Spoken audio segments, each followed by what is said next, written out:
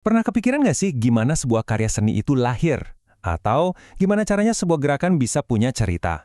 Hari ini kita bakal coba intip sedikit ke dalam pikiran seorang pencipta tari. Oke, kita mulai dari pertanyaan yang paling mendasar ya. Dari mana sih sebuah tarian itu datang?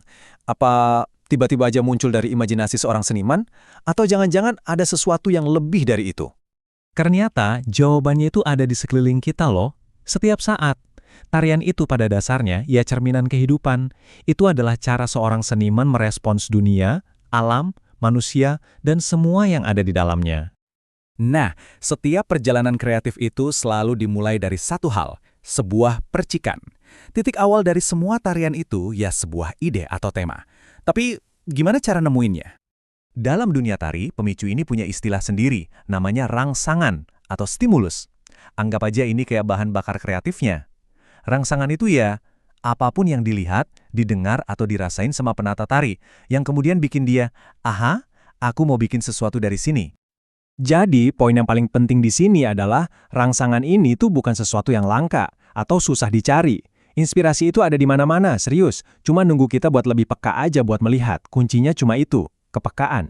Biar lebih kebayang, kita lihat contohnya langsung ya. Coba lihat pohon-pohon ini. Seorang penata tari itu nggak cuma ngelihat pohon, dia ngelihat ada potensi gerak di sana. Bayangin deh, gerakan meliuk, tangan yang melambai kayak ranting, badan yang berayun, semuanya lahir dari pengamatan sesederhana ini. Atau lihat ini, seekor kupu-kupu.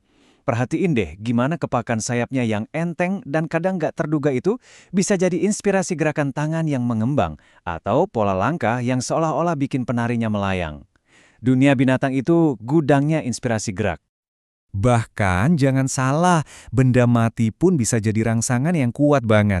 Kipas misalnya, bentuknya yang bisa mekar dan nutup, fungsinya buat mengibas, itu bisa jadi dasar dari semua gerakan dalam sebuah tarian. Jadi properti itu bukan cuma hiasan, tapi bisa jadi sumber idenya itu sendiri. Dan tentu aja, sumbernya masih banyak banget.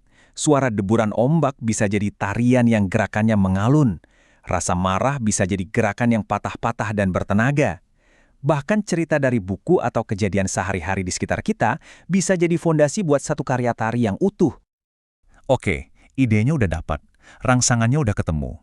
Sekarang pertanyaannya, gimana cara ngubah ide yang masih di awang-awang itu jadi gerakan fisik? Nah, sekarang kita masuk ke arena bermainnya seorang penari.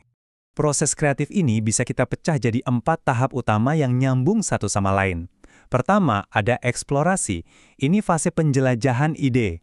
Terus, kita masuk ke improvisasi, di mana gerakan-gerakan spontan mulai lahir. Setelah itu, ada tahap penghalusan buat memoles gerakannya, dan yang terakhir evaluasi, buat milih mana gerakan yang paling kena. Yuk, kita bedah satu-satu. Tahap pertama, eksplorasi. Ini tuh fasenya masih di dalam diri. Jadi sebelum badannya bergerak, pikiran, imajinasi, sama perasaan kita yang kerja keras dulu. Kalau idenya pohon ditiup angin, penari bakal ngebayangin, ngerasain, dan merespon sensasi itu buat nemuin potensi-potensi gerak yang mungkin tersembunyi. Nah, selanjutnya, improvisasi. Ini waktunya badan yang bicara. Dari hasil eksplorasi tadi, penari mulai bergerak bebas, spontan aja. Nggak ada skrip, nggak ada rencana. Justru di momen inilah keajaiban sering terjadi. Gerakan-gerakan unik yang nggak kepikiran sebelumnya seringkali lahir dari sini. Tentu aja, gerakan spontan hasil improvisasi tadi kan ibaratnya masih bahan mentah ya. Tahap berikutnya adalah gimana caranya mengubah adonan mentah ini jadi sebuah karya seni yang cantik dan bermakna. Disinilah konsep stilisasi jadi penting banget. Stilisasi itu gampangnya proses memoles atau bahkan mengubah total gerakan aslinya.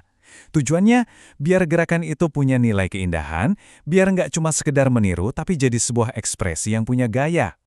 Slide ini nunjukin perbedaannya dengan jelas banget. Coba lihat, di satu sisi ada gerakan asli, cuma niru gerakan petani mencangkul apa adanya. Tapi setelah lewat proses stilisasi, gerakan cangkul itu diubah jadi sesuatu yang ritmis, punya kekuatan simbolis, dan pas sama musik dan tema tariannya. Nah, ini bukan lagi niru, tapi menginterpretasi. Setelah dipoles, tahap terakhir adalah evaluasi. Ini mirip kayak penulis yang ngedit tulisannya. Seorang penata tari harus jadi editor yang tegas. Mereka bakal milih gerakan mana yang paling bagus, paling nyambung sama tema, dan harus berani buat buang gerakan yang dirasa kurang pas. Oke, gerakan-gerakan terbaiknya udah kepilih. Tapi, tunggu dulu. Tugasnya belum selesai. Sekarang, gerakan-gerakan itu harus disusun jadi satu kesatuan yang utuh. Disinilah ilmu komposisi bermain.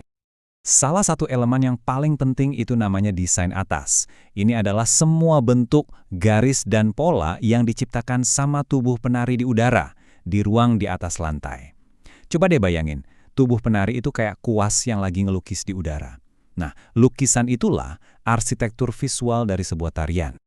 Dan pilihan lukisannya itu macam-macam banget bisa kita lihat di sini. Ada desain datar yang kesannya tenang, vertikal yang nunjukin kekuatan, lengkung yang mengalir lembut, sampai spiral yang dinamis. Bahkan ada juga kontras antara dua gerakan yang beda. Yang jelas setiap pilihan desain ini bukan acak, tapi punya tujuan buat menciptakan emosi tertentu.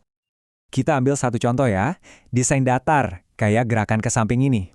Gerakan kayak gini itu biasanya ngasih kesan yang tenang, terbuka, dan sederhana.